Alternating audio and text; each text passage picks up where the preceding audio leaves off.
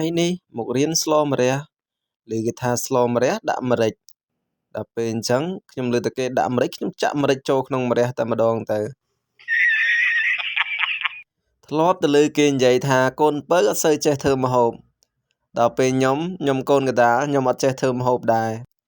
ដល់ពេលចាក់ម្រេចចូលក្នុងម្រះរួចទើបនឹកឃើញថាម្រេចគេចាក់លាយជាមួយសាច់តាចឹងហើយក៏ចាក់លាយជាមួយសាច់កូរវិតបន្ទាប់មកដាក់ម្សួរចូលចំណែកម្សួរនឹងទៀតខំទាញឡើងវាចមាត់ទៅហើយភ្លេចកាត់លបលយក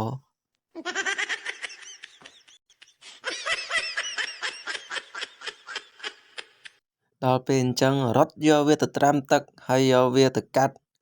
រួចបានយកវាមកដាក់ម្សៅទៀតដើម្បីកូរវិតលាយចូលគ្នារសជាតិដឹងមិនទេបងប្អូនអើយតោះអញ្ចឹងយើងទៅផ្សំគ្រឿងទាំងអស់គ្នាខ្ញុំក៏ចាប់ផ្ដើមដាក់ស្ករសបន្តិចប៊ីចេងបន្តិចអំបិលបន្តិចទឹកស៊ីអ៊ីវបន្តិចទឹកខ្មេះបន្តិចអាម៉េចទេចប់បាត់ទៅហើយមិញច្រឡំដាក់ទឹកខ្មេះដឹងញ៉ាំកើតទេហើយបន្ទាប់មកយើងចាប់ផ្ដើមដាក់ថែមប្រេងខ្យងបន្តិចទៀតដើម្បីឲ្យរសជាតិហ្នឹងកាន់តែចេះតែចង់ជាប់អណ្ដាតដើម្បីឲ្យរសជាតិហ្នឹងកាន់តែញ៉ាំកើតហើយបន្ទាប់មកទៀតអត់ដឹងដាក់អីទៀតទេបងប្អូនតោះតែអង្គុយរកនឹកមើលសិនដល់ពេលអញ្ចឹងទៅរកនឹកមិនទាន់ឃើញក៏កូរវិតកូរចុះកូរឡើងកូរទៅកូរមកអង្គុយកូរដើរកូរនិយាយរួមទៅកូររហូតទៅហ្មងដោយសារតែមិនទាន់នឹកឃើញទៅត្រូវដាក់អីទៀតដល់ពេលកូរចុះកូរឡើងមកស្ទុះធំក៏ចាប់ផ្ដើមនឹកឃើញថាអូស្ងោរម្រះគេត្រូវតែដាក់ម្រះចូលមែនអត់ដល់ពេលអញ្ចឹងទៅក៏ទៅចាប់យកម្រះដើម្បីដាក់ចូលបាទ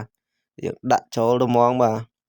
បើចាំទុកយូរទេដាក់ចូលដើម្បីកូរវាឲ្យវាចូលជាតិដាក់ហើយមានអីទៀតមានតែកូរទៀតនិយាយរួមទៅកូរគឺកូរមិនឈប់ទៅហ្មង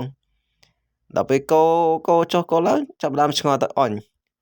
ហើយស្ងោរម្រះគេដាក់អញ្ចឹងហ៎មិនអស់ចិត្តក៏អង្គុយគិតមកស្ទុះធំធ្វើភ្នែកលេងឡងចុះឡើងបាននឹកឃើញថាគេដួសម្រះញាត់ចូលក្នុងសាច់វាតាគេដួសម្រះយកទៅញាត់ចូលក្នុងសាច់វាតា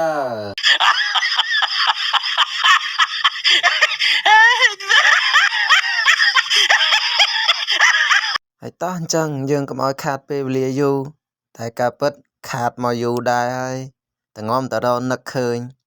យើងទៅដួសម្រះញាត់ចូលសាច់បន្តទៀតយើងទៅដួសសាច់ញាត់ចូលម្រះបន្តទៀតបាទហើយនេះជាលទ្ធផលដែលយើងធ្វើរួចហើយ